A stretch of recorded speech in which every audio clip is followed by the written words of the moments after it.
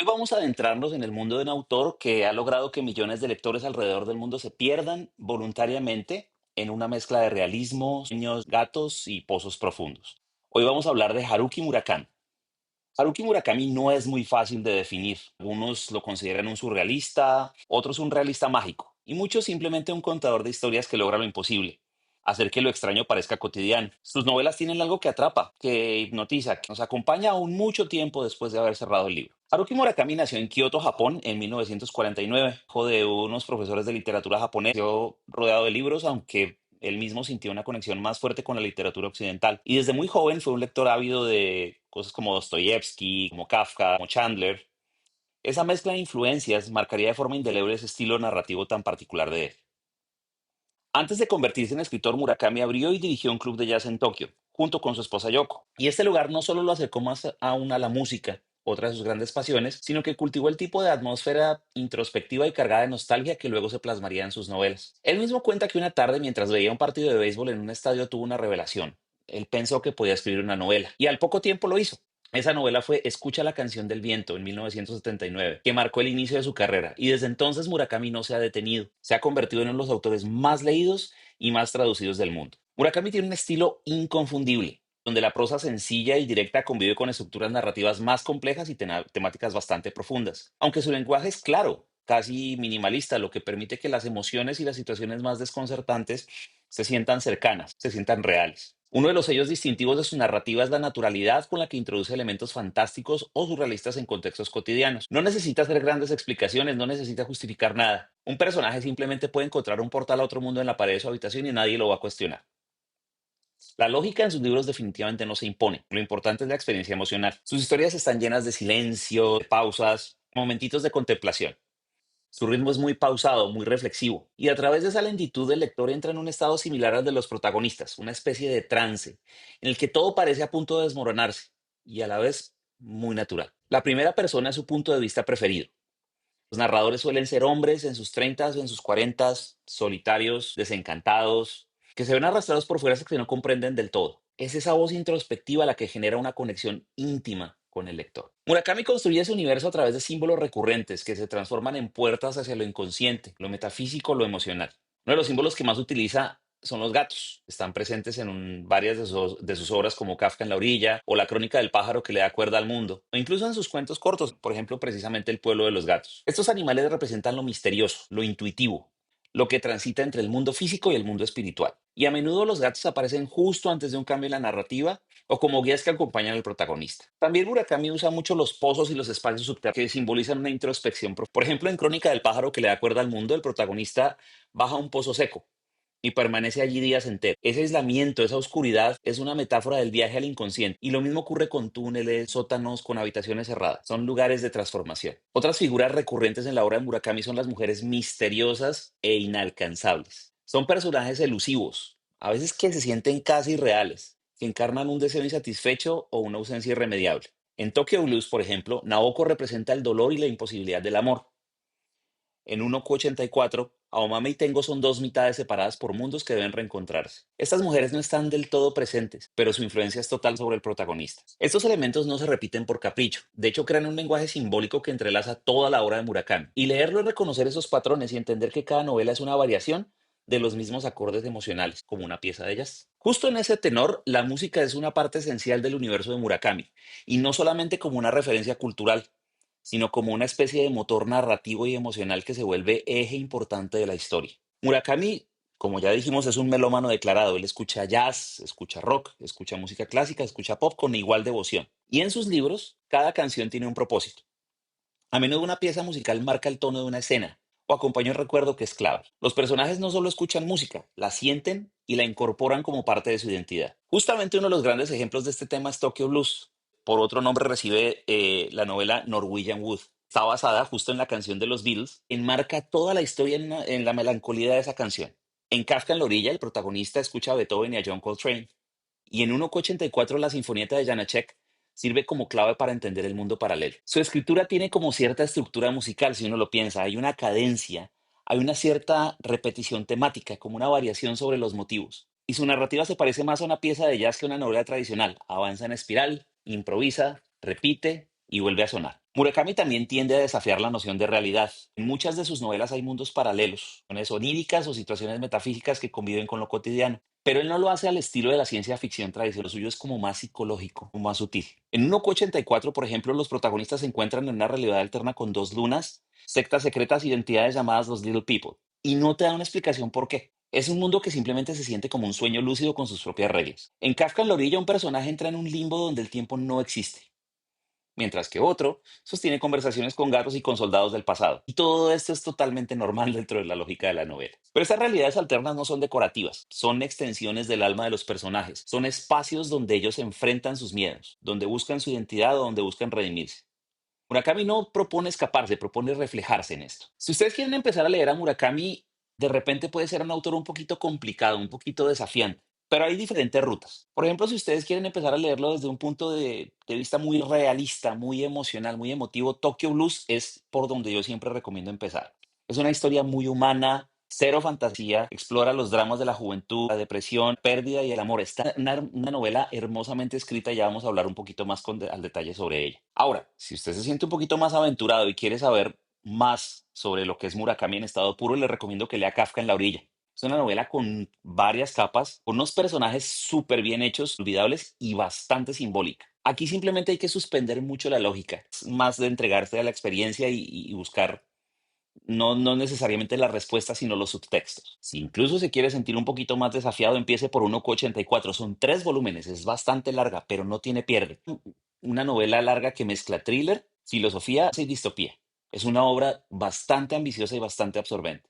Y si ya se quiere ir al lado experimental, empiece por El fin del mundo y Un despiadado país. Es una obra de ciencia ficción simbólica con dos historias paralelas que se entrecruzan. Por supuesto, no todo lo que escribió Murakami es ficción. También tiene un lado más humano y social. Hay una obra que se llama Underground, es un ensayo en el que recopila entrevistas con víctimas y autores del atentado con gas sarín en el metro de Tokio en el 95. Es bastante conmovedor. Y si ya quiere conocer más a detalle al Murakami humano, no necesariamente al Murakami escritor, empiece por leer el ensayo de qué hablo cuando hablo de correr. Son reflexiones personales sobre su vida como corredor y como escritor. Y esta yo la aprecio profundamente porque me ha influenciado para las dos actividades. De hecho, hablando justo de correr, Murakami empezó a correr cuando tenía más de 30 años, tan pronto como empezaba a tomarse en serio su carrera como escritor. Y desde ahí tampoco ha parado.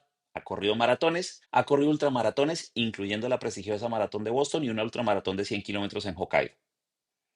En ese libro que les mencionaba, el de qué hablo cuando hablo de correr, traza paralelismos entre correr y escribir, la soledad, la resistencia, el sostenido y la claridad mental. Para él, correr es una forma de mantener el cuerpo y la mente en equilibrio. La rutina diaria de Murakami incluye correr entre 10 y 15 kilómetros por la mañana y luego sentarse a escribir por varias horas.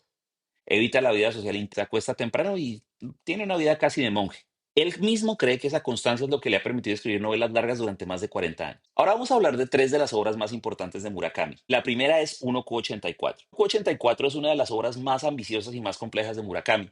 Se publicó, es tan extensa que se tuvo que publicar en 3 volúmenes entre 2009 y 2010. Es su proyecto narrativo más extenso y es una mezcla absolutamente fascinante de realismo mágico, thriller psicológico, una novela distópica, una novela de romance y con unos elementos muy característicos de filosofía oriental y occidental. Esta historia se sitúa en Tokio en 1984, pero muy al principio de la novela descubrimos que no es exactamente el 1984 que conocemos. Los protagonistas de esta historia son Naomame, que es una mujer misteriosa y letal, y Tengo, un profesor de matemáticas y aspirante a novelista. Aunque no se conocen o no recuerdan haberse conocido, ambos están profundamente conectados. La trama comienza con dos líneas narrativas. Mame está atrapada en un taxi por el tráfico, toma una escalera de emergencia y a través de esa escalera entra a una realidad ligeramente distinta. Por su lado, Tengo se ve involucrado en la reescritura de una extraña novela llamada La crisálida del aire, escrita por una joven que parece tener habilidades sobrenaturales. Y pronto en la novela, como decía, se hace evidente que ambos personajes han cruzado una realidad paralela, la que Omame llama 1Q84. Es una referencia a la novela de George Orwell 1984, reemplazando el número 9 con la letra Q. Los dos sonidos en japonés son muy parecidos y también se logra inferir que la Q es la Q de question, de pregunta. En esa realidad a la que cruzan a Omame y Tengo, el cielo tiene dos lunas y hay fuerzas ocultas, entre ellas unos seres llamados los Little People que empiezan a influir en las vidas de los dos. Los temas centrales de esta novela son la identidad y la memoria. ¿Cómo hago para saber que yo soy yo si el mundo en el que vivo cambia? ¿Puedo seguir siendo yo si todo lo que me rodea se ve alterado? También está el amor que se pierde, pero que está predeterminado. Mame y Tengo están marcados por un lazo del pasado, pero ese lazo los mantiene unidos a través de múltiples realidades. Está luego el tema de la religión y el poder, que hay una historia que involucra una secta llamada La Voz, que actúa como una crítica sutil a todos los sistemas de control y fanatismo religioso que existen actualmente. Finalmente está el tema de la escritura como una manera de crear el mundo. La reescritura de la Crisaria del Aire funciona como una alegoría al poder de la ficción para alterar la realidad. Esto, como mencionaba, los tres libros se publicaron en diferente tiempo. El primero y el segundo se publicaron al mismo tiempo, el tercero se publicó al año siguiente. Y cada capítulo alterna los diferentes puntos de vista, del de Omame al de Tengo. El ritmo es pausado, está cargado de simbolismo y hay reflexiones internas muy largas, pero se mezclan con escenas de acción bastante intensas e inesperadas. Es una novela súper elaborada, tiene sus propias reglas y una sensación muy constante de inestabilidad. Tiene ecos muy claros a 1984, la novela de Orwell, pero no lo copia. Aquí no hay un gran hermano, son muchas fuerzas las que manipulan desde la sombra. Haber incluido a los Little People representa una de las formas más puras del extrañamiento murakamiano. Son seres que no se explican ni de dónde vienen ni qué son, pero tienen mucho simbolismo. Y esta novela habla de la fuerza del amor como una guía metafísica, porque Omama y Tengo atraviesan mundos alternos simplemente por la necesidad de reencontrarse. Hay tres frases que son muy bonitas en este libro. La primera es, si no existe más que para mí, ¿acaso no puedo seguir existiendo en ti? La segunda es, las cosas que no pueden verse no son necesariamente irreales. Y la tercera, el tiempo fluye de manera diferente en cada lugar. Cosas importantes suceden cuando menos lo esperas. Vamos a hablar ahora de la segunda novela, de una de las más importantes y más murakamianas en su estado puro, que es Kafka en la orilla. Es una novela que también se mueve mucho entre la realidad y esta vez el sueño, entre lo físico y lo simbólico. Es una de esas novelas que realmente si uno la lee con cuidado no la va a entender todo, o no la va a entender por completo, pero se siente muy profunda. Esta novela se divide en dos tramas que se alternan, nuevamente siguiendo el tema de los personajes narradores en capítulos intercalados. Y el primer narrador es Kafka Tamura, un chico de 15 años que huye de su casa para escapar de una profecía oscura porque no quiere repetir la tragedia de Edipo. Si ustedes no conocen cuál es la tragedia de Edipo, búsquenla en la Wikipedia. Él se refugia en una biblioteca privada en una pequeña ciudad costera donde conoce un montón de personajes tan fascinantes como misteriosos.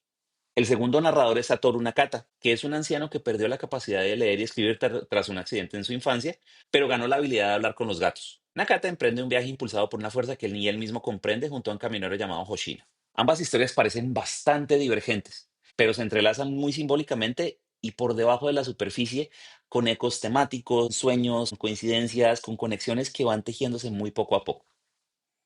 Dentro de los temas centrales que se cubren en Kafka en la orilla está el tema de la identidad del autoconocimiento. Kafka quiere huir, escaparse de lo que es, pero en el camino justo se encuentra a sí mismo. Está el tema del inconsciente y los sueños. Hay una dimensión de sueños muy permanente. Hay momentos en los que no se puede saber claramente qué es real y qué es metáfora. Y es definitivamente intencional. Hay varias referencias al mito de Edipo, la literatura clásica, y a la metafísica oriental. Y el destino se presenta como algo que no se puede evitar, pero que se puede entender o se puede resignificar. Finalmente, Kafka y Nakata son personajes opuestos y a la vez reflejos el uno del otro. Son como dos mitades de un rompecabezas. Este juego de espejos está presente en toda la novela, entre personajes, entre tiempos y entre realidades. Dentro de los elementos importantes están los gatos parlantes y Nakata, como decía, puede comunicarse con ellos. Eso no es raro en Murakami. Pero aquí el hecho de que los gatos puedan interactuar como personajes se vuelve un punto central en la trama. Hay también una lluvia de peces. Es un evento muy sobrenatural sin explicación racional, pero con un peso simbólico bastante profundo. Y por supuesto, la música. Hay piezas clave como la canción Kafka on the Shore, que funciona como un símbolo de memoria, de dolor y de conexión entre personajes. Algunas citas bien interesantes de este libro. Ahorita voy a leer el pasaje más representativo, más famoso de Murakami. Dos frasecitas muy cortas. La primera, los sueños no son lo que ves cuando duermes, son lo que te impide dormir. Y a veces el destino se parece a una pequeña tormenta de arena que cambia de dirección. Algunos lectores han visto en Kafka en la orilla una gran metáfora sobre el crecimiento emocional. El viaje de Kafka no es solamente físico, sino es un descenso a su inconsciente, un enfrentamiento con sus sombras. Nakata, por otro lado, representa una sabiduría sin intelecto, alguien que no razona pero que actúa con una pureza instintiva, casi como un chamán. Ahora voy a leer la cita completa de Kafka en la orilla. Es un monólogo dirigido a Kafka Tamura por un personaje misterioso. Es un joven que se llama El chico llamado Cuervo, sí se llama. Y funciona como una metáfora muy poderosa sobre el crecimiento personal a través del sufrimiento. Y esta cita dice, y una vez que la tormenta termine, no recordarás cómo lo lograste, cómo sobreviviste. Ni siquiera estarás seguro de si la tormenta ha terminado real. Pero una cosa sí es segura.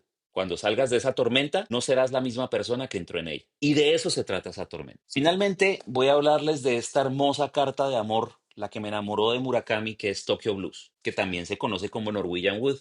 Esta es la novela que lanzó a Murakami a la fama masiva en Japón. Y es una de sus obras más realistas, no tiene elementos fantásticos, pero conserva un tono melancólico e introspectivo que caracteriza el estilo de Murakami. Esta novela narra la historia de Toru Watanabe. Es un estudiante universitario de 19 años en el Tokio de finales de los 60 que intenta encontrar su lugar en el mundo mientras lidia con el amor, la pérdida y el dolor emocional. Toda la historia está contada en retrospectiva, desde el punto de vista de un Toru ya adulto que está recordando su juventud. La vida de Toru se gira completamente cuando reencuentra a Naoko, la exnovia de su mejor amigo Kizuki, quien se desvivió a los 17 años. La relación con Naoko es bastante intensa, pero es muy frágil, marcada por el trauma compartido.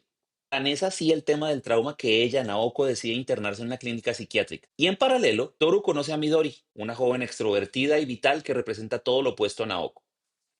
Y la novela se desarrolla entre estas dos mujeres, una atrapada en el pasado, otra proyectada hacia la vida, mientras Toru trata de encontrar sentido en medio de una realidad emocionalmente inestable y una juventud marcada por el aislamiento. Tokyo Blues está ambientada en un tiempo muy interesante, en el Japón de los 60, en plena agitación social y política, cuando los jóvenes estaban participando en todos estos movimientos estudiantiles. Pero Murakami no usa este elemento como parte de la narrativa, es un fondo distante. Los personajes en sí mismos no se involucran en política, están atrapados en sus propios conflictos interiores. Y este contraste entre una sociedad que está en ebullición y unos personajes emocionalmente paralizados acentúa totalmente esa sensación de soledad y desconexión, que son temas clave en la novela. Ahora, ¿por qué la novela se llama Tokyo Blues? ¿Y por qué tiene dos nombres? ¿Por qué también se llama Norwegian Wood? El título original de la novela en japonés es Norway no Mori.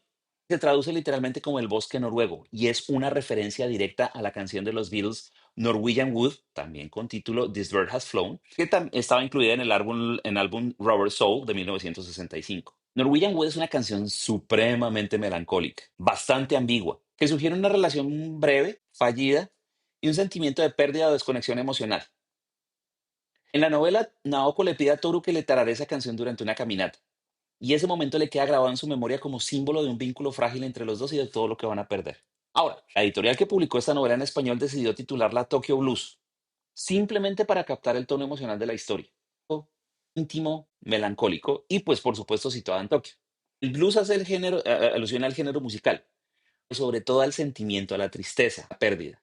Aunque se aleja completamente del título original, Tokyo Blues funciona como una traducción emocional, más que una traducción literal. Entre los temas centrales, por supuesto, es el duelo y la salud mental. Es vivirse es un tema recurrente. Aquí, Naoko, su hermana y otros personajes enfrentan crisis existenciales que los llevan al límite. Y la novela trata con mucho realismo el tema del dolor psicológico, la depresión y la dificultad de comunicarse con otras personas. Toro es un personaje que vive en la periferia, observa, escucha, piensa, pero no actúa con determinación. Y está completamente desconectado del mundo, incluso de lo que él mismo desea. Hay una exploración también bastante cruda del sexo como búsqueda de consuelo, como refugio o como forma de escapar de la soledad, pero también se muestra la incapacidad del sexo de llenar el vacío emocional. La novela entera es una remembranza. El toro adulto revive esa época de su juventud como una época marcada por el dolor, pero también por momentos de belleza irrepetible. Frases memorables en The Tokyo Blues. La muerte no está al final de la vida, está en el centro. Las personas solamente mueren cuando las olvidan. Si puedes recordarme, siempre estaré contigo. Y perder a alguien que amamos es como ver desaparecer una parte de uno mismo. Voy ahora a hablar brevemente sobre otra novela, La muerte del comendador. Esta es una obra muy sencillita, digamos, muy liviana dentro del universo Murakami, pero con muchísimos elementos fantásticos. El protagonista es un pintor retratista de mediana edad. No se menciona su nombre, pero esta persona se encuentra en una crisis existencial después de que su esposa le pidiera una separación sin razón. Entonces decidió alejarse de todo, se retira a una casa de montaña que pertenecía a un pintor famoso. En esa casa descubre un cuadro en el desván, oculto, y el cuadro se llama La muerte del comendador. Es una obra violenta, claramente distinta a todo el trabajo de Amada. Descubrir esa pintura marca el inicio de una serie de fenómenos extraños, desde el bosque, una campana budista que suena sola y figuras que salen de una alucinación. Y a medida que la historia va avanzando, protagonistas arrastran a un mundo simbólico donde la pintura, la memoria, traumas y las ideas toman forma tangible. Como siempre en Murakami, la música acompaña la trama. En este caso, el concierto para clarinete en La mayor de Mozart tiene un rol simbólico central. Representa el orden, la belleza, pero también la fragilidad de la experiencia humana frente a lo inexplicable. Frases destacadas de La muerte del comendador. Una vez que una idea adquiere forma, es a caminar sola. Tiene sus propias razones, sus propios objetivos. Lo que vemos en el lienzo no es todo. Lo que importa es lo que no se ve. Para encontrar lo verdadero, hay que desaparecer un tiempo del mundo. Leer a Murakami es aceptar el misterio. Es caminar por una ciudad desconocida de noche guiado solo por la intuición. Es entrar a una habitación vacía y sentir que alguien dejó su presencia, que estuvo ahí antes. No busca darle a nadie certezas, sino mostrar que hay belleza en lo ambiguo, que el dolor no necesita ser resuelto para ser comprendido, que a veces basta con estar presente en el silencio, en la espera, en el recuerdo. Sus libros nunca le van a explicar a usted la vida, pero se la van a acompañar. Y una vez usted los cierre, se le va a quedar algo, una sensación, una pregunta, una imagen, un sonido como un saxofón lejano en la noche. Por supuesto, esta es una gran invitación, una clara invitación para leer a Murakami, pero hay que leerlo con calma, como quien baja poco a poco a un pozo, como quien escucha un viejo disco de jazz en la oscuridad. Gracias.